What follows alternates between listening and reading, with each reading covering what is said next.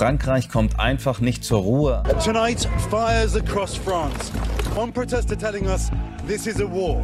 Cette violence policière, elle est, je dirais, connue en ce qui concerne la France. Depuis déjà plusieurs semaines, les manifestations françaises contre la réforme des retraites attirent l'attention de la presse mondiale.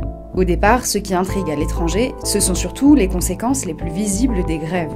Streets of Paris are overflowing with garbage, and the city literally stinks. Paris, the city of romance, and now thousands of tons of rubbish. Mais alors que le mouvement perdure et que les heurts s'intensifient entre police et manifestants, le changement de ton n'a pas échappé aux médias internationaux. Henry Samuel, correspondant du Télégraphe, journal britannique, a pu l'observer de près lors de la 10e journée de mobilisation, le 28 mars. I was saying that the demonstration was going peacefully. As you can see, that's no longer the case. Just a few seconds ago, the police just turned to us and actually pointed what appeared to be a flashball with rubber bullets or a stun grenade towards us. It's getting more and more tense. And all of a sudden, the police fired tear gas canisters right into the middle of the crowd here. People just ran for cover, and I've got some goggles on. It's really stings the eyes, and it's getting a little bit chaotic again.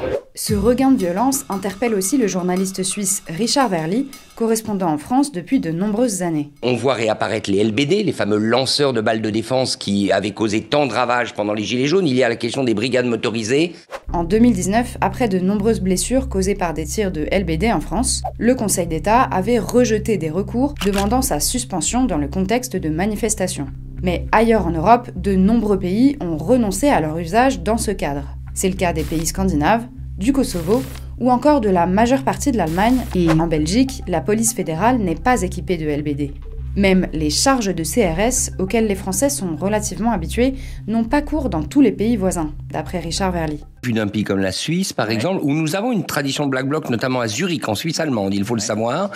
Mais la police française est vue comme une police violente. Une police qui frappe, j'allais pas dire qui frappe d'abord et qui pose les questions ensuite, mais il y a ce sentiment d'une police qui va au contact. Et il y a certaines images, d'ailleurs, on voit même la police foncer sur la foule. Et ça, c'est quelque chose qu'on ne connaît pas. La violence des forces de l'ordre est à mettre en rapport avec l'augmentation de la violence dans les manifestations, écrit le journaliste dans Blick.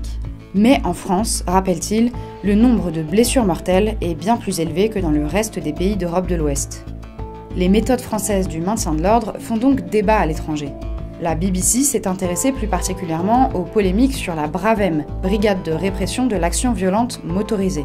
Running through the lines of police, the white and black helmets of the specialist units known as BRAV-M, Rapid Reaction Teams, tasked with stamping out trouble. A new target for protesters after growing allegations of abuse. A video emerged last week apparently showing BRAV-M officers hitting a protester in the face. And an audio recording appears to have captured threats, intimidation and racist insults against a group of student protesters. Et en Espagne, le journal La Razón écrit « La BRAVEM rappelle de mauvais souvenirs, celui des pelotons de voltigeurs motorisés ou voltigeurs tout court, des binômes de policiers à moto chargés de disperser les manifestations. Créés en 1968, les voltigeurs furent dissous en 1986, après que le jeune Malik Oussekine est mort roué de coups par 3 voltigeurs en marge d'une manifestation étudiante à laquelle il n'avait même pas participé. Violences policières et interpellations arbitraires dénoncées lors des manifs en France. Alerte de son côté la chaîne publique suisse RTS. Au Royaume-Uni, The Guardian a titré le 25 mars « La police française accusée de faire un usage excessif de la force dans le cadre de la mobilisation contre la réforme des retraites ». Le journal britannique cite Dunja Mijatović, commissaire aux droits de l'homme du Conseil de l'Europe, pour qui la situation en France est inquiétante. Les actes de violence sporadiques de certains manifestants ou d'autres actes répréhensibles commis par d'autres personnes au cours d'une manifestation ne sauraient justifier l'usage excessif de la force par les agents de l'État. On l'a vu, de l'usage du LBD aux accusations de violences policières, la réponse de l'État français à la mobilisation est scrutée dans de nombreux pays.